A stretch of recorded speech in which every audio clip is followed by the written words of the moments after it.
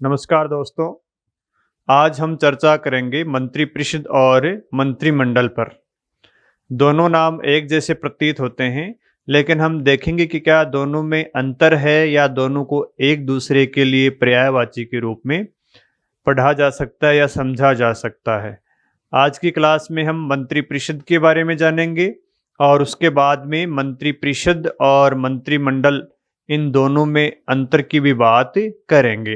सबसे पहले हम बात करते हैं मंत्रिपरिषद की, काउंसिल ऑफ मिनिस्टर।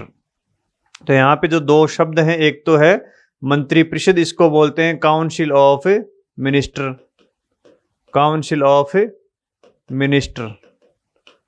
और दूसरा जो शब्द है मंत्रिमंडल, इसको क्या बोलते हैं? कैबिनेट बोलते हैं। तो इन दोनों शब्दों का अर्थ समझेंगे, इनकी नियुक्ति, इनके शपथ, इनका कार्यकाल, इनका उत्तरदायित्व, इनका वेतन किस प्रकार निर्धारित होता है और इन दोनों में क्या अंतर होता है। इस क्लास में आज हम इन बातों को जानने का प्रयास करेंगे। तो सबसे पहले हम देखेंगे मंत्रिपरिषद, जिसको क्या बोलते हैं? काउंसिल ऑफ मिनिस्टर बोला जाता है। तो सबसे पहले हम समझेंगे कि आखिर मंत्रिपरिषद में कौन कौन लोग शामिल हैं, किन किन लोगों से मिलकर मंत्रिपरिषद बनता है। मंत्रिपरिषद में कौन कौन लोग शामिल होते हैं, तो आइए देखिए। मंत्रिपरिषद में प्रधानमंत्री शामिल होते हैं, भारत के प्राइम मिनिस्टर शामिल होते हैं, भारत की बात कर रहे हैं। मंत्रिपरिषद में उप प्रधानमंत्री भी शामिल होते हैं, जिसको डिप्टी पीएम बोलते हैं। मंत्रिपरिषद में कैबिनेट मंत्री भी शामिल होते हैं। कैबिनेट मंत्री को हिंदी में मंत्रिमंडल बोला जाता है। क्या बोला जाता है?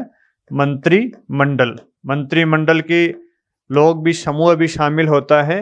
मंत्रिपरिषद में राज्य मंत्री स्वतंत्र प्रभार भी शामिल होते हैं और मंत्रिपरिषद में राज्य मंत्री शामिल होते हैं और उप मंत्री। ये सारे लोग मंत्रिपरिषद के भाग हैं।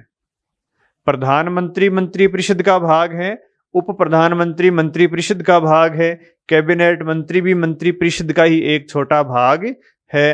राज्य मंत्री मंत्रिपरिषद में आते हैं, राज्य मंत्री स्वतंत्र प्रभार और उप मंत्री। इन सभी लोगों से मिलकर किसका निर्माण होता है?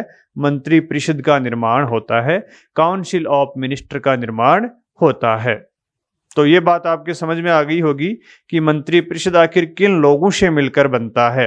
और आपने यहाँ पे एक देखा होगा शब्द कैबिनेट, तो कैबिनेट का भी थोड़ा थोड़ा आपके समझ में आ गया होगा कि ये तो एक मंत्रिपरिषद का ही भाग है, जिसको हम बाद में अलग से लास्ट में इसको देखेंगे कि दोनों में अंतर क्या होता है और क्या इन दोनों में समानताएं हैं। अस्थायी कार्यपालिका का जो समूह होता है उसको क्या बोला जाता है? मंत्रिपरिषद बोला जाता है। ये सारे लोग क्या हैं? कार्यपालिका के भाग हैं, लेकिन सारे ही क्या हैं? अस्थायी हैं। प्रधानमंत्री तब तक अपने पद पर रहता है जब तक उसको लोकसभा में बहुमत है, और बाकी जो सारे ये मंत्री आपको दिखाई दे रहे हैं, ये राष्ट्रपति के प्रसाद पर्यंत अपने पद पे रहते हैं। राष्ट्रपति के प्रसाद का मतलब प्रधानमंत्री के प्रसाद पर्यंत अपने पद पे रहते हैं। तो ये सारे लोग क्या हैं? अस्थायी कार्यपालिका का समूह होता है, जिसको क्या बोलते हैं? मंत्रिपरिषद बोलते हैं। तो आइए देखेंगे हमारे संविधान में आखिर कहाँ इनका प्रयोग किया गया है। मंत्रिपरिषद के लिए क्या क्या संवैधानिक प्रावधान किए गए हैं, कौन से अनुच्छेद में इनकी बात की गई है।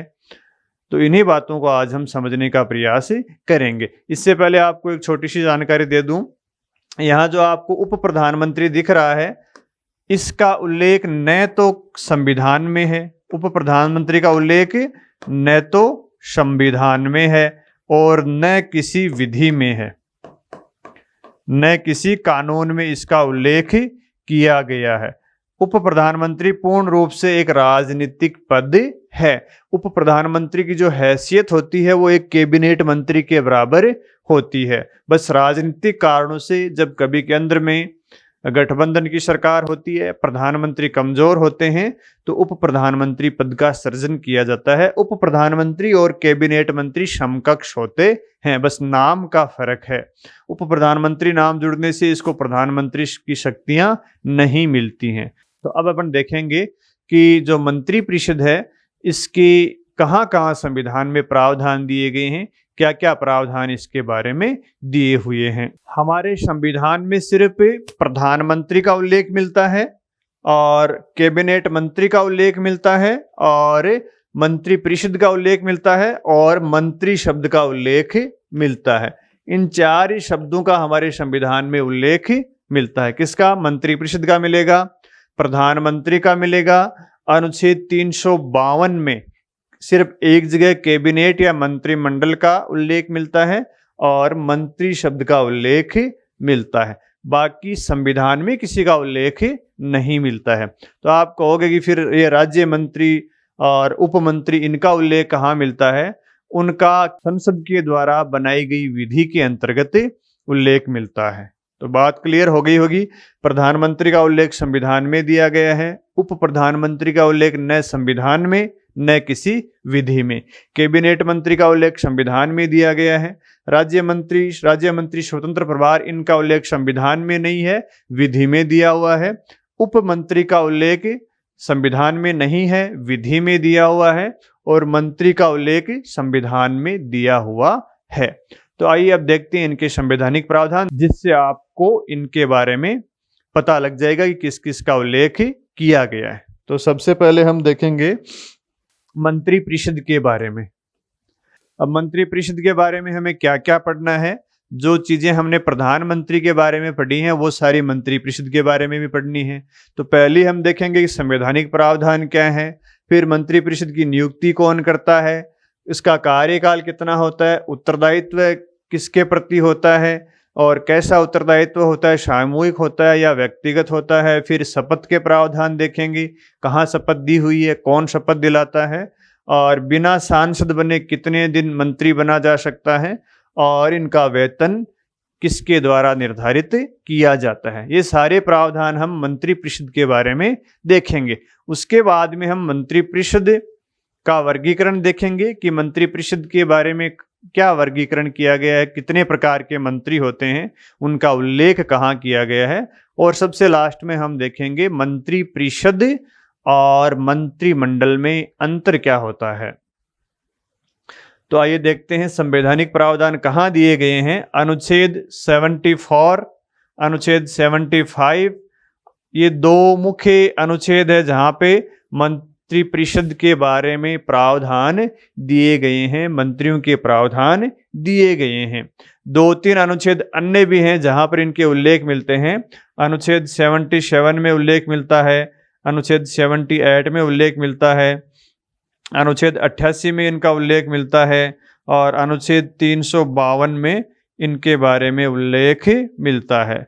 ये 4 अनुच्छेद अन्य हैं जहाँ पर मंत्रिपरिषद या मंत्री के बारे में प्रावधान किए गए हैं। लेकिन मंत्रियों की नियुक्ति, कार्यकाल, उत्तरदायित्व, वेतन, इन सभी के प्रावधान हमें अनुच्छेद 76 में मिलते हैं और मंत्रिपरिषद का उल्लेख अनुच्छेद 74 में भी मिलता है। तो आइए देखते हैं अनुच्छेद 74 क्या कहता है। हमारे देश में संसदीय शासन प्रणाली है, कल भी हमने बात की थी। संसदीय शासन प्रणाली होने के कारण दोहरी कार्यपालिका होती है, एक नाम मात्र की कार्यपालिका होती है, दूसरी वास्तविक कार्यपालिका होती है। जो नाम मात्र की कार्यपालिका होती है वो राष्ट्रपति होता है। वास्तविक कार्यपालिका कौन होती है? प्रधानमंत्री और मंत्रिपरिषद होती हैं। जो नाम मात्र की कार्यपालिका होती है उसको सलाह और सहायता मंत्रिपरिषद और प्रधानमंत्री के द्वारा दी जाती है। सारे काम संविधान में नाम मात्र की कार्यपालिका को सौंपे गए हैं, लेकिन वास्तव में कौन करता है उन कामों को? वास्तविक कार्यपालिका करती है, जिसको हम मंत्रिपरिषद और प्रधानमंत्री कहते हैं। तो आइए देखते हैं कहाँ इसका उल्लेख किया गया है मंत्रिपरिषद का। अनुच्छेद 74, ये देखिए अनुच्छेद 74 को, अनुच्छेद 74 में इसका उल्लेख किया गया है। अनुच्छेद 74 में ये कहा गया है कि राष्ट्रपति को सलाह और सहायता देने के लिए एक मंत्रिपरिषद होगी। राष्ट्रपति को क्या देने के लिए? सहायता और सलाह देने के लिए एक मंत्रिपरिषद होगी। ठीक है। अनुच्छेद 74(1) में ये कहा गया है कि राष्ट्रपति को सलाह और सहायता देने के लिए एक मंत्रिपरिषद होगी जिसका प्रधान प्रधानमंत्री होगा। तो ये बात तो हमने कल देख ली थी प्रधानमंत्री वाले में। आज हमें क्या देखना है? मंत्रिपरिषद के बारे में देखना है, काउंसिल ऑफ मिनिस्टर के बारे में देखना है। तो इसका प्रावधान कहाँ किया गया? अनुच्छेद 74 में मंत्रिपरिषद का प्रावधान किया गया है। तो पहली बात हो गई, मंत्रिपरिषद के प्रावधान कहाँ है? 74 में है। 74 में जो प्रावधान दिए गए हैं वो संसदीय शासन के अनुरूप दिए गए हैं। संसदीय शासन में आप जानते हो राष्ट्रपति नाम मात्र का प्रधान होता है जिसको सलाह और सहायता किसके द्वारा दी जाती है? मंत्रिपरिषद के द्वारा दी जाती है। और प्रधानमंत्री भी उसी मंत्रिपरिषद का एक पार्ट होता है। तो मंत्रिपरिषद का उल्लेख अनुच्छेद 74 में मिलता है। मंत्रिपरिषद के द्वारा राष्ट्रपति को क्या दी जाती है? सहायता और सलाह। सहायता का मतलब क्या होता है? सलाह का मतलब क्या होता है? सलाह का अर्थ ये होता है कि राष्ट्रपति क्या करेगा क्या नहीं करेगा उसको ये कौन बताएगा? इसको मंत्रिपरिषद बताएगी। और सहायता का मतलब वो कैसे करेगा, जो काम करेगा वो कैसे करेगा, वो सहायता है। तो सहायता भी कौन देता है? मंत्रिपरिषद देता है। जैसे राष्ट्रपति को विदेश जाना है, ये कौन बताएगा? ये सलाह कौन देगा? ये सलाह मंत्रिपरिषद के द्वारा दी जाएगी। और कैसे जाएगा? वायुयान के द्वारा जाएगा, पानी की जहाज में जाएगा। वो सहायता किसके द्वारा दी जाएगी? वो मंत्रिपरिषद के द्वारा दी जाएगी। तो सलाह का मतलब क्या काम करेगा क्या नहीं करेगा, सहायता का मतलब उसको कैसे करेगा। कोई राष्ट्रपति विदेश जा रहा है तो वहां क्या क्या काम करेगा, किससे मिलेगा किससे नहीं मिलेगा, सारा काम कौन देखेगा? विदेश मंत्रालय देखेगा। और कैसे जाएगा, उसकी सुरक्षा कैसे होगी, ये सारा काम कौन देखेगा? गृह मंत्रालय देखेगा। तो ये सहायता और सलाह का मतलब होता है। काम कैसे करेगा वो सहायता हो गई, और क्या काम करेगा वो सलाह हो गई। तो अनुच्छेद 74 में प्रावधान है मंत्रिपरिषद का। अब सवाल ये उठता है कि मंत्रिपरिषद जो सलाह और सहायता देता है, क्या राष्ट्रपति उसको मान लेता है या नहीं मानता है? कई लोग कहते हैं राष्ट्रपति उसको नहीं माने, तो ऐसा राष्ट्रपति के पास स्कोप ही नहीं है। राष्ट्रपति को मंत्रिपरिषद के द्वारा दी गई सलाह और सहायता माननी ही पड़ती है। राष्ट्रपति को मंत्रिपरिषद के द्वारा दी गई सलाह मानने के लिए बाध्य बनाया गया है। अनुच्छेद 74 में ये प्रावधान किया गया है 42वें संविधान संशोधन के द्वारा कि जो सलाह राष्ट्रपति को मंत्रिपरिषद के द्वारा दी जाएगी उस सलाह को राष्ट्रपति मानने को बाध्य है। ये देखो, राष्ट्रपति अपने कृत्यों का प्रयोग करने के लिए ऐसी सलाह के अनुसार कार्य करेगा। करेगा का मतलब राष्ट्रपति को मंत्रिपरिषद की सलाह माननी पड़ेगी। ये प्रावधान 42वें संविधान संशोधन द्वारा जोड़ा गया था। उससे पहले तो राष्ट्रपति सलाह मानने के लिए बाध्य नहीं था, लेकिन ये जो लाइन है ये 42वें संविधान संशोधन के द्वारा जोड़ दी गई है, जिसमें राष्ट्रपति को सलाह मानने के लिए बाध्य किया गया है। 42वें संविधान संशोधन 1976 के द्वारा ये लाइन जोड़ी गई है, जिसमें राष्ट्रपति को क्या बनाया गया है? मंत्रिपरिषद की सलाह मानने के लिए बाध्य किया गया है। लेकिन इसमें एक प्रावधान 44वें संविधान संशोधन द्वारा और जोड़ दिया गया कि भाई एक बार राष्ट्रपति मंत्रिपरिषद की सलाह को पुनर्विचार के लिए भेज सकता है। ये प्रावधान देखो यहाँ है। परंतु राष्ट्रपति मंत्रिपरिषद से ऐसी सलाह पर पुनर्विचार करने के लिए अपेक्षा कर सकेगा। यानी राष्ट्रपति मंत्रिपरिषद की सलाह को पुनर्विचार के लिए भेज सकता है कि आप इस पर पुनर्विचार कीजिए, लेकिन पुनर्विचार करने के बाद में फिर वही सलाह मंत्रिपरिषद राष्ट्रपति को दे दे तो राष्ट्रपति को फिर मानना ही पड़ता है। राष्ट्रपति के पास कोई चारा नहीं है। देखो, राष्ट्रपति ऐसी पुनर्विचार के पश्चात दी गई सलाह को के अनुसार कार्य करेगा। ये प्रावधान जोड़ दिया गया है 44वें संविधान संशोधन द्वारा। 44वें संविधान संशोधन के द्वारा जोड़ा गया है कि राष्ट्रपति सलाह को एक बार पुनर्विचार के लिए भेज सकता है। उसके बाद में जब पुनर्विचार होके वापस वही सलाह आती है या दूसरी आती है तो राष्ट्रपति को मानना ही पड़ेगा। इसका मतलब ये हुआ कि राष्ट्रपति बिना मंत्रिपरिषद की सलाह के कार्य नहीं कर सकता। राष्ट्रपति को मंत्रिपरिषद की आवश्यकता होती है। संविधान में ऐसी कोई कल्पना नहीं है कि मंत्रिपरिषद नहीं हो, राष्ट्रपति काम करे। राज्यों में जरूर राज्यपाल के लिए ये कल्पना की गई है कि मंत्रिपरिषद नहीं हो तो भी राज्यपाल कार्य करता रहता है। जैसे राष्ट्रपति शासन किसी राज्य में लगता है तो मंत्रिपरिषद नहीं होती है, बिना मंत्रिपरिषद के राज्यपाल कार्य करता है। लेकिन राष्ट्रपति के लिए ये कल्पना ही नहीं है कि वो बिना मंत्रिपरिषद के काम करे, उसको हमेशा मंत्रिपरिषद की सलाह के अनुसार काम करना होता है। अब आपके मन में ये सवाल आ सकता है कि राष्ट्रपति सलाह नहीं माने तो नहीं माने तो ये संविधान का उल्लंघन है और उसके लिए राष्ट्रपति के लिए महाभियोग तैयार पड़ा है।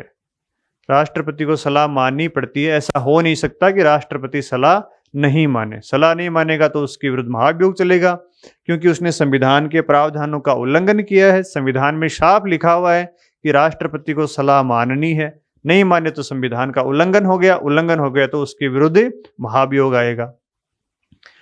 और महाभियोग भी नहीं आए तो प्रधानमंत्री अगर इस्तीफा दे दे तो कैसे शासन चलाएगा वो?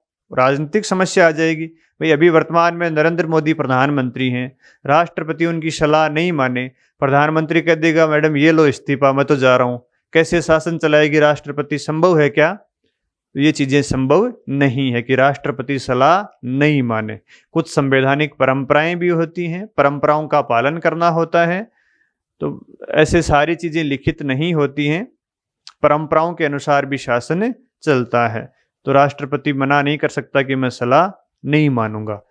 इसका उदाहरण हम देख सकते हैं। एक बार अब एपीजे अब्दुल कलाम ने और के.आर. नारायण ने मंत्रिपरिषद की सलाह को लौटाया था। कलाम साहब ने लाभ के अधिनियम में जो संशोधन किया गया था संसद के द्वारा, उसको वापस लौटाया था। और एक बार के.आर. नारायण ने सरकार की उत्तर प्रदेश और बिहार में राष्ट्रपति शासन लगाने संबंधी सलाह को पुनर्विचार के लिए लौटाया गया था। बाद में सरकार ने दोबारा सलाह भेजी ही नहीं थी। तो कई बार इस शक्ति का प्रयोग राष्ट्रपति के द्वारा किया जाता है, वो सलाह को वापस भेजता है। कई बार सरकार वापस भेज देती है सलाह को तो राष्ट्रपति फिर मान लेता है, कई बार नहीं भेजती है तो मामला खत्म हो जाता है। कलाम के पास जब लाभ का जो अधिनियम था मंत्रिपरिषद ने दोबारा भेजा तो फिर कलाम साहब ने उस पर साइन कर दिए थे। तो ये बात आपको क्लियर हो गई होगी कि मंत्रिपरिषद के बारे में 74 में क्या बात कही गई है। और अगली जो बात है अनुच्छेद 74(2) में, ये तो 74(1) की बात कर रहे हैं अपन, उसमें कहा गया है कि मंत्रिपरिषद के द्वारा जो सलाह दी जाती है राष्ट्रपति को, उस सलाह की न्यायालय के द्वारा जांच नहीं की जाएगी। न्यायालय उसकी जांच नहीं कर सकता, न्यायालय का कोई व्यक्ति उस सलाह को नहीं देख सकता। ये मामला किसके बीच में होता है? प्रधानमंत्री, मंत्रिपरिषद और राष्ट्रपति के बीच का मामला होता है। यानी जो प्रधानमंत्री या मंत्रिपरिषद और राष्ट्रपति के बीच में जो गोपनीयता का मामला होता है वो अनुच्छेद 74(2) के द्वारा देखा जा सकता है। ये प्रश्न भी एक बार आया था कि प्रधानमंत्री और राष्ट्रपति के बीच में गोपनीयता का अनुच्छेद, गोपनीयता से संबंधित कौन सा अनुच्छेद है? तो 74 ही है। 74(2) में ही है कि सलाह क्या दी है वो उसकी जांच न्यायालय भी नहीं कर सकता, न्यायालय नहीं कर सकता, आम आदमी कर ही नहीं सकता। तो ये भी आपको एक प्रश्न याद रखना होगा कि ये गोपनीयता से संबंधित मामला कहाँ है? अनुच्छेद 74 में दिया हुआ है। ठीक है, तो ये अनुच्छेद 74 में मंत्रिपरिषद का प्रावधान किया गया है। फिर आता है अनुच्छेद 75। अनुच्छेद 75, अनुच्छेद 75 में क्या बातें दी गई हैं?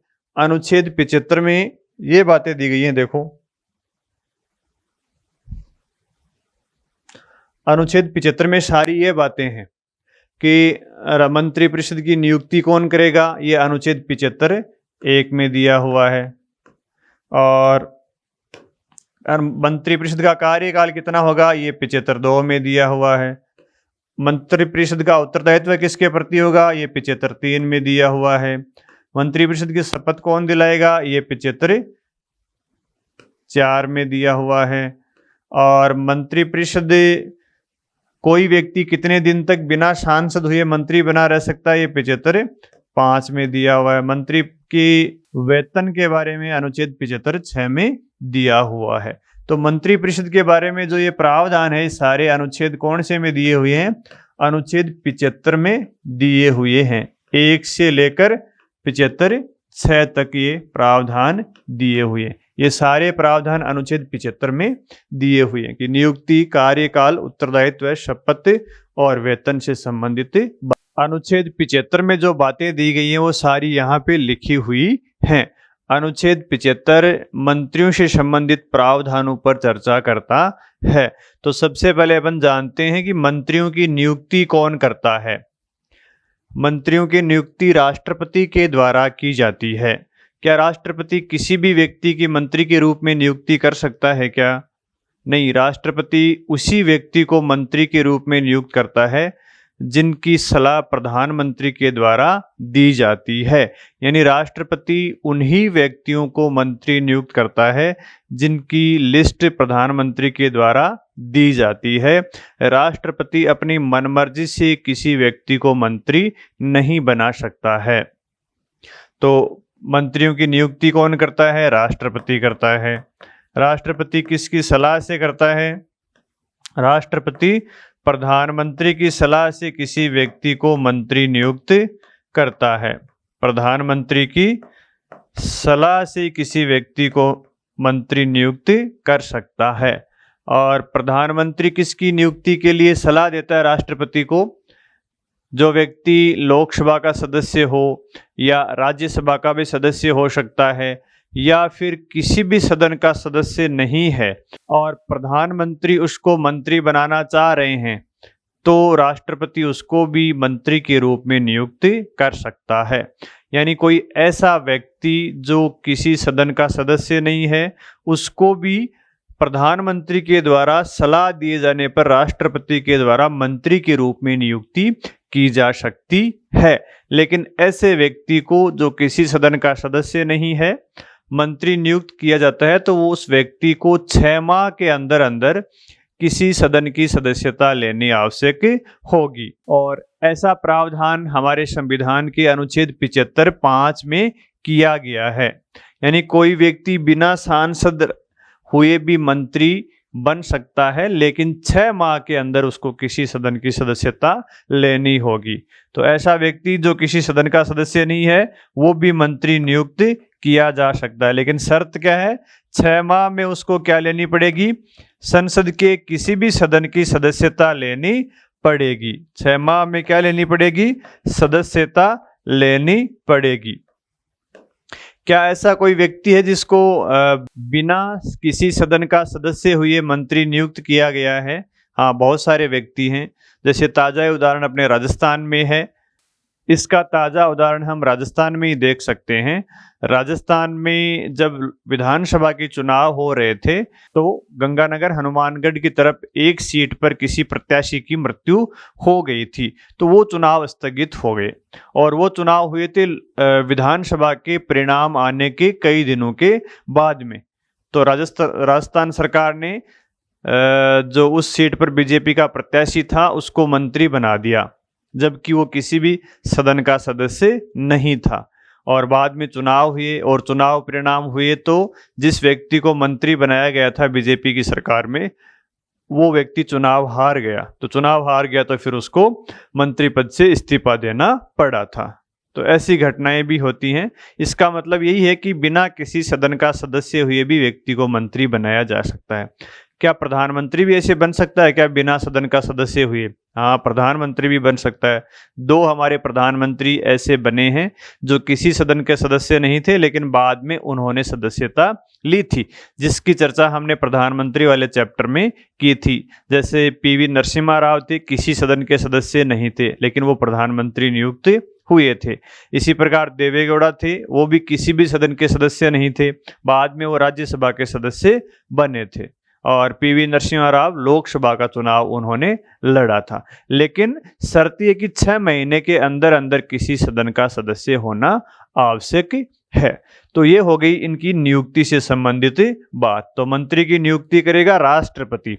राष्ट्रपति अपनी मनमर्जी से नहीं करेगा, प्रधानमंत्री की सलाह से किसी व्यक्ति को मंत्री के रूप में नियुक्त करेगा। यहाँ पे दो चीजें और दी गई हैं अनुच्छेद 75(1) में ही, अनुच्छेद 75(1) क और अनुच्छेद 75(1) ख, जिसमें मंत्रिपरिषद के आकार के बारे में प्रावधान दिया गया है। जो अनुच्छेद 75(1) है इसमें दो क्लॉज और हैं।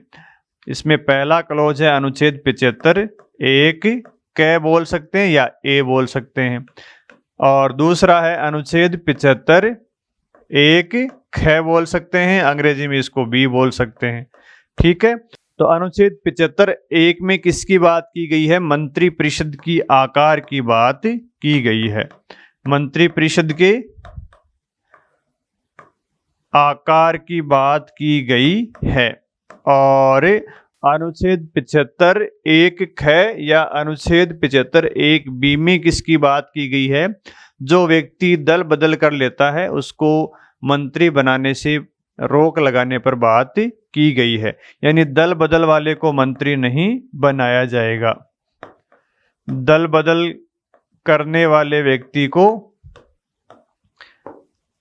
मंत्री नहीं बनाया जाएगा, मंत्री नहीं बनाया जाएगा। ये दोनों जो प्रावधान है अनुच्छेद 75(1) क और अनुच्छेद 75(1) ख, ये दोनों प्रावधान बाद में जोड़े गए थे, हमारे मूल संविधान में नहीं थे।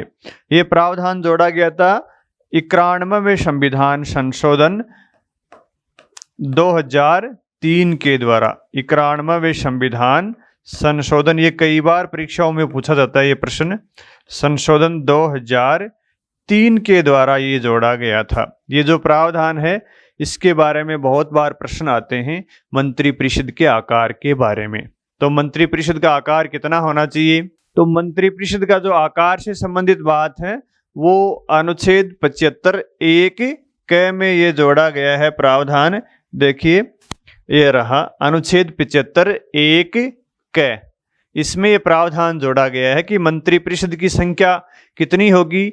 उसमें प्रधानमंत्री सहित मंत्रियों की कुल संख्या लोकसभा के कुल सदस्य संख्या के 15% से ज्यादा नहीं होगी। तो मंत्रियों की कुल संख्या कितनी होगी? लोकसभा के कुल सदस्य संख्या का 15% से ज्यादा नहीं होगी, जिसमें प्रधानमंत्री भी शामिल होगा। यानी प्रधानमंत्री सहित मंत्रियों की कुल संख्या कितनी होगी मंत्रिपरिषद में? लोकसभा की कुल सदस्य संख्या का 15% से ज्यादा नहीं हो सकती। हमारे यहाँ लोकसभा की कुल सदस्य संख्या 545 है और 545 का 15% निकालेंगे तो लगभग 82 के लगभग आता है। इसका मतलब हमारे यहाँ मंत्रिपरिषद में कुल सदस्य संख्या 82 तक हो सकती है, उससे ज्यादा नहीं हो सकती। ये प्रावधान जोड़ा गया था 91वें संविधान संशोधन 2003 के द्वारा। इस पर कई बार प्रश्न पूछे जाते हैं, तो ध्यान रखने वाली बात है कि लोकसभा की कुल सदस्य संख्या है, संसद की कुल सदस्य संख्या नहीं है, राज्यसभा की कुल सदस्य संख्या नहीं है। किसकी कुल सदस्य संख्या है? लोकसभा की कुल सदस्य संख्या का कितना? 15%, यानी लोकसभा के कुल सदस्य संख्या का 15%। लोकसभा की कुल सदस्य संख्या का यहाँ पे प्रावधान किया गया है। लोकसभा की कुल सदस्य संख्या का 15% से ज्यादा मंत्री नहीं हो सकते, और जो मंत्रिपरिषद है उसमें प्रधानमंत्री भी इन 15% में शामिल होगा। यानी प्रधानमंत्री समेत कुल सदस्य संख्या कितनी होगी मंत्रिपरिषद में? लोकसभा की कुल सदस्य संख्या का 15%। और लोकसभा की कुल सदस्य संख्या कितनी है? 545 है। 545 का 15% लगभग 82 आता है। तो हमारे यहाँ जो मंत्रिपरिषद बनेगी उसमें 82 से ज्यादा संख्या मंत्रियों की नहीं हो सकती।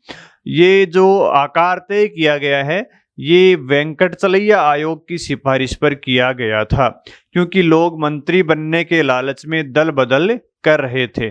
तो दल बदल को रोकने के लिए, दल बदल पर प्रभावी नियंत्रण लगाने के लिए मंत्रिपरिषद का आकार सीमित किया गया है, ताकि लोग दल बदल नहीं करें, मंत्री बनने के लालच में दूसरी पार्टियों में नहीं जाएं, जिससे सरकारें अस्थिर होती हैं। और दूसरा जो प्रावधान जोड़ा गया था 91वें संविधान संशोधन के द्वारा, अनुच्छेद 75 एक ख, ये भी 91वें संविधान संशोधन के द्वारा जोड़ा गया था।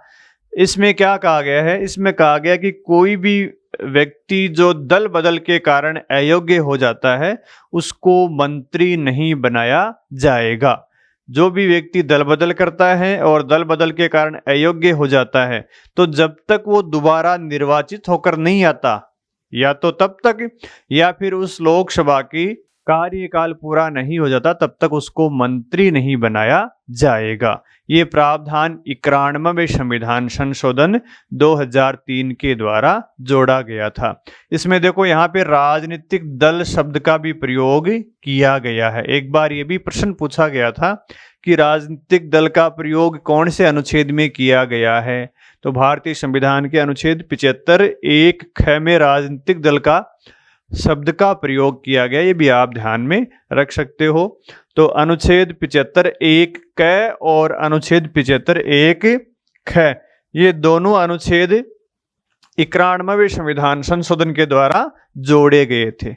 तो ये तो था मंत्रिपरिषद के आकार को सीमित करने से संबंधित, ये दल बदल करने वाले को मंत्री बनाने से रोकने के लिए जोड़े गए थे। दोनों ही प्रावधान बड़े महत्वपूर्ण हैं, आपको ये दोनों ही ध्यान में रखने चाहिए। कई बार परीक्षाओं में ये प्रश्न पूछा जाता है। ठीक है, तो ये मंत्रियों की नियुक्ति से संबंधित प्रावधान हो गए। तो इसका मतलब ये हुआ कि संविधान में मंत्रिपरिषद के आकार को निश्चित किया गया है, मंत्रिमंडल के आकार को निश्चित नहीं किया गया है। कई बार जो प्रश्न पूछते हैं उसमें मंत्रिमंडल शब्द दे देते हैं, तो आपको हिंदी और अंग्रेजी दोनों में देखना है, वहाँ पे काउंसिल ऑफ मिनिस्टर लिखा होना चाहिए। कई बार मंत्रिमंडल शब्द देकर पूछ लेते हैं कि मंत्रिमंडल की कुल सदस्य संख्या प्रधानमंत्री सहित लोकसभा की 15% से ज्यादा नहीं होगी। दूसरी लाइन दे देंगे मंत्रिपरिषद की कुल सदस्य संख्या प्रधानमंत्री सहित लोकसभा की कुल सदस्य संख्या का 15% नहीं होगी। तो इस प्रश्न को आप विशेष ध्यान में रखें। मंत्रिपरिषद की कुल सदस्य संख्या निर्धारित की गई है अनुच्छेद 75 एक क के द्वारा और 91वें संविधान संशोधन 2003 के द्वारा। किस आयोग की सलाह पर? वेंकटचलैया आयोग की सिफारिश पर यह निर्धारित किया गया है। उसके बाद में जो अगला प्रावधान है वो है मंत्रियों के कार्यकाल से संबंधित, कि मंत्रियों का कार्यकाल कितना होता है। तो मंत्रियों का कार्यकाल राष्ट्रपति के प्रसाद पर्यंत वो अपने पद पर रहते हैं। मंत्री कब तक अपने पद पर रहते हैं? मंत्री अपने पद पर राष्ट्रपति के प्रसाद पर्यंत रहते हैं। ये प्रावधान किया गया अनुच्छेद 75 2 में। अब अनुच्छेद 75 2 देख लेते हैं। देखो अनुच्छेद 75 2, ये देखो अनुच्छेद 75 2, ये रहा अनुच्छेद 75 2। ये अनुच्छेद 75 2 है। यहाँ पे क्या निश्चित किया गया है कि मंत्री राष्ट्रपति के प्रसाद पर्यंत अपना पद धारण करेंगे। ये अनुच्छेद आपको 75 1 2 3 4 5 6 तक सारे अनुच्छेद आपको याद रखने की कौन से में कौन सी बात दी गई है। कई बार ये भी मिलान करवा लेते हैं। तो मंत्री कब तक अपने पद पर रहेगा? राष्ट्रपति के प्रसाद पर्यंत अपने पद पर रहता है। और राष्ट्रपति के प्रसाद पर्यंत का अर्थ क्या होता है मैंने आपको बताया था। किसके प्रसाद पर्यंत अपने पद पर रहता है? राष्ट्रपति के प्रसाद पर्यंत, राष्ट्रपति के प्रसाद पर्यंत अपने पद पे रहता है। यानी कोई मंत्री कब तक पद पर रहेगा? जब तक राष्ट्रपति चाहेगा। और राष्ट्रपति के चाहने का मतलब क्या होता है? जब तक प्रधानमंत्री चाहेगा। लेकिन अगर प्रश्न आ जाए परीक्षा में तो राष्ट्रपति करोगे या प्रधानमंत्री करोगे? तो परीक्षा में आपको राष्ट्रपति ही करना है। किसके प्रसाद पर्यंत तक?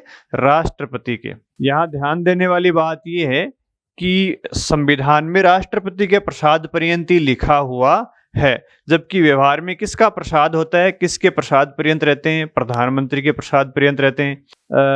ऑब्जेक्टिव परीक्षा में जब भी प्रश्न आता है तो हम संविधान में जो लिखी हुई बात है उसके अनुसार उत्तर देते हैं। तो संविधान में किसके लिए कहा गया? राष्ट्रपति के लिए कहा गया है। तो क्या राष्ट्रपति किसी भी व्यक्ति को जब चाहे पद से हटा सकता है क्या? राष्ट्रपति को किसी भी मंत्री को हटाने के लिए प्रधानमंत्री सलाह देता है, उसके बाद ही राष्ट्रपति किसी व्यक्ति को प्रधानमंत्री के पद से हटा सकता है। राष्ट्रपति खुद किसी को नहीं हटाता। और प्रधानमंत्री किसी मंत्री को क्यों हटाता है? 2-3 कारण होते हैं। या तो उस मंत्री का परफॉर्मेंस कम है, उसका जो कार्यशैली है वो ठीक नहीं है, या कोई मंत्री भ्रष्टाचार में डूबा हुआ है, या कोई मंत्री और प्रधानमंत्री के बीच में कुछ मुद्दों पर असहमति होती है। तो इसलिए प्रधानमंत्री कई बार राष्ट्रपति को किसी मंत्री को हटाने के लिए सलाह देता है और राष्ट्रपति उस मंत्री को हटा देता है। अब मान लीजिए कोई मंत्री कहते मैं तो नहीं हटूंगा, पद पे बना रहूंगा, तो क्या होगा?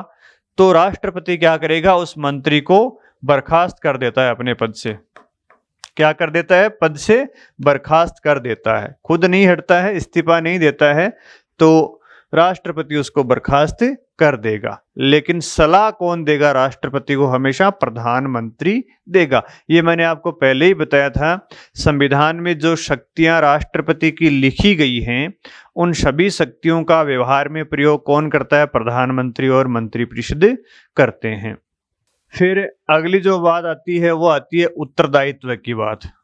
उत्तरदायित्व से संबंधित प्रावधान कहाँ दिए गए हैं संविधान में? अनुच्छेद 75(3) में दिए गए हैं। एक बार अनुच्छेद 75(3) आपको मैं दिखाता हूं। ये देखिए अनुच्छेद 75(3), अनुच्छेद 75, ये देखिए अनुच्छेद 75(3) ये रहा। अनुच्छेद 75(3) क्या कहता है? मंत्रिपरिषद लोकसभा के प्रति सामूहिक रूप से उत्तरदायी होगी।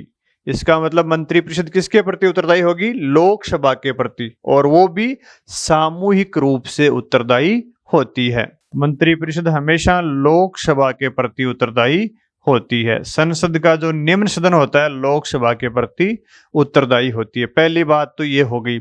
और दूसरी बात क्या होगी? जो उत्तरदायित्व होता है वो क्या होता है? सामूहिक होता है। सामूहिक उत्तरदायित्व होता है। अब सामूहिक उत्तरदायित्व होने का मतलब क्या होता है?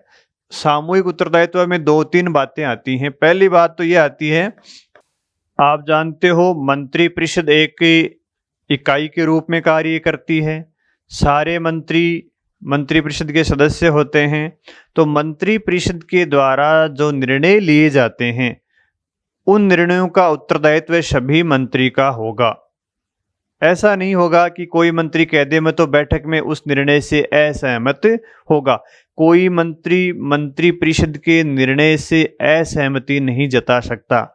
तो इसका मतलब ये हुआ कि मंत्रिपरिषद के द्वारा जो निर्णय लिया जाता है वो निर्णय सभी मंत्रियों का माना जाएगा। मंत्रिपरिषद के द्वारा जो भी निर्णय लिया जाएगा ये किसका माना जाएगा? सभी मंत्रियों का माना जाएगा। उसके लिए सभी मंत्री क्या होंगे? जिम्मेदार होंगे। तो क्या इसका मतलब ये हुआ क्या कि जब मंत्रिमंडल की बैठक होती है तो असहमति भी नहीं जता सकते? मंत्रिमंडल की बैठक में मंत्री असहमति जता सकते हैं, लेकिन एक बार निर्णय हो जाता है तो वो निर्णय फिर सभी का माना जाता है।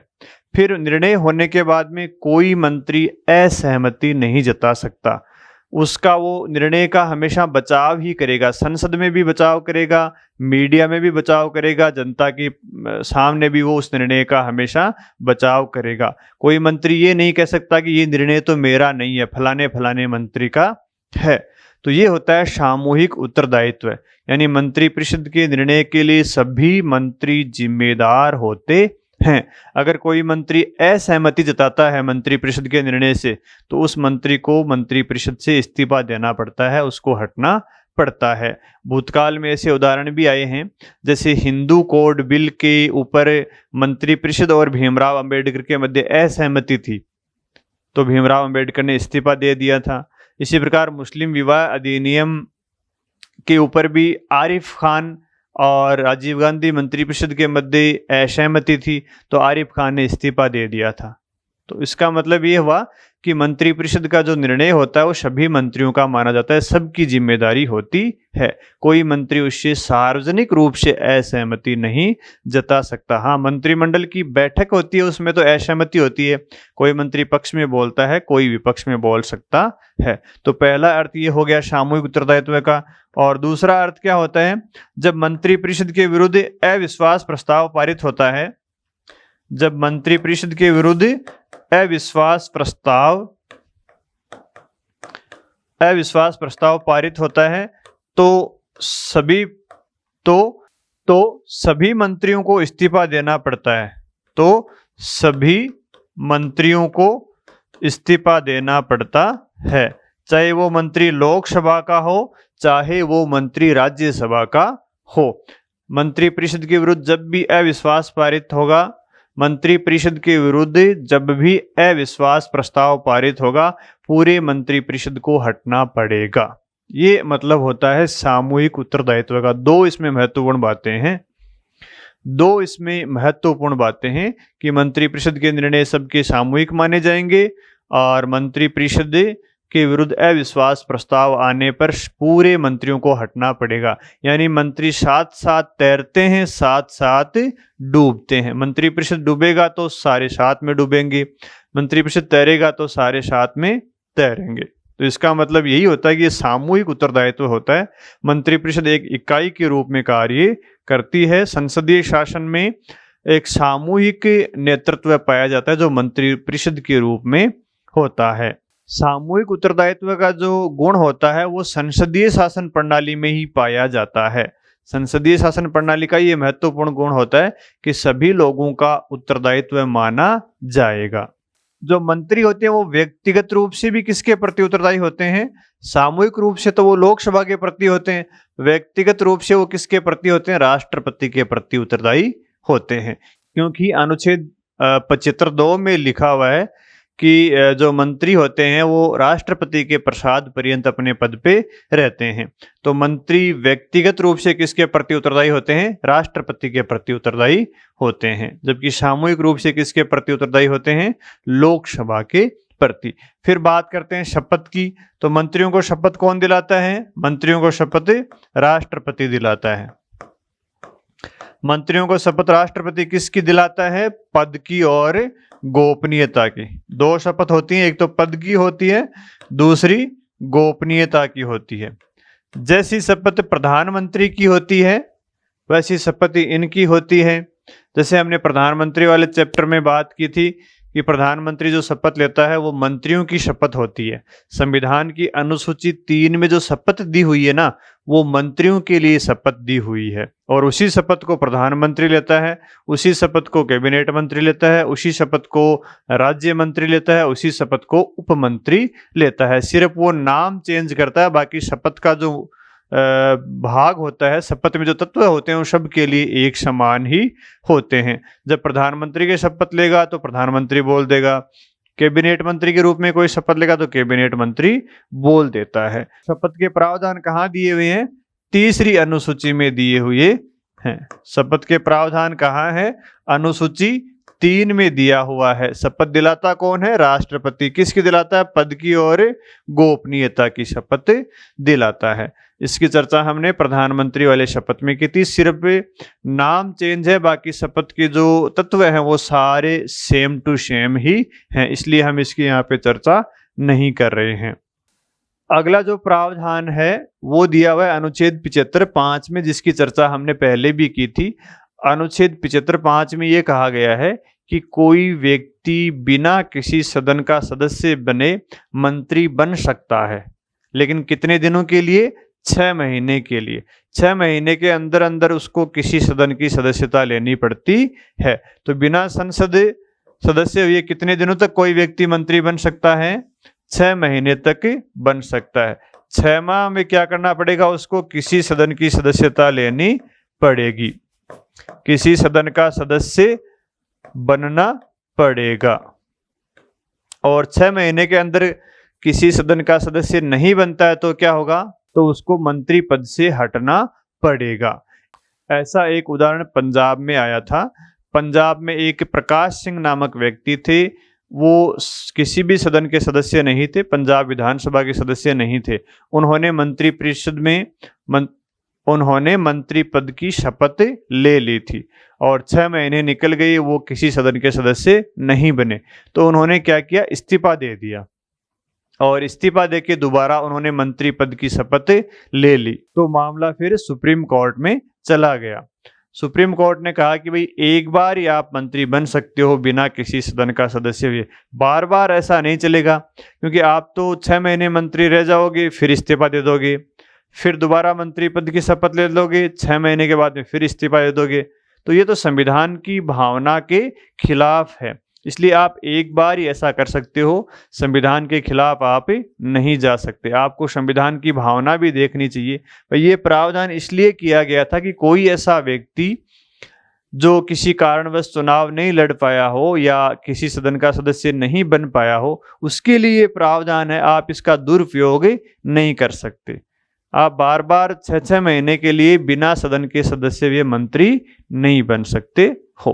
तो इसका मतलब यही है कि अगर कोई व्यक्ति सदन का सदस्य नहीं है तो वो 6 महीने के लिए मंत्री बन सकता है। 6 महीने के अंदर अंदर अगर उसको सदन की सदस्यता नहीं मिलती है तो उसको मंत्री पद से हटना पड़ता है। तो ये प्रावधान किया गया अनुच्छेद 75(5) में। अनुच्छेद 75(6) में इनके वेतन भत्ते के लिए प्रावधान किए गए हैं। अनुच्छेद 75(6) क्या बात कहता है, देखो इसमें ये कहा गया है कि जो मंत्री होगा उसको वेतन भत्ते, मंत्रियों के वेतन भत्ते संसद के द्वारा विधि के द्वारा निर्धारित किए जाएंगे। भाई मंत्रियों के वेतन भत्ते के लिए संसद विधि बनाकर तय करेगी और जब तक संसद के द्वारा विधि नहीं बनाई जाती है तब तक मंत्रियों को ऐसा वेतन मिलेगा जो दूसरी अनुसूची में दिया हुआ है। यानी वेतन से संबंधित क्या प्रावधान किए गए हैं कि वेतन के लिए संसद विधि बनाएगी। क्या बनाएगी? संसद कानून बनाएगी या विधि बनाएगी, कानून या विधि बनाएगी। और जब तक संसद ऐसा कानून नहीं बनाती है तब तक मंत्रियों को कौन सा वेतन दिया जाएगा? जो दूसरी अनुसूची में निर्धारित किया गया है।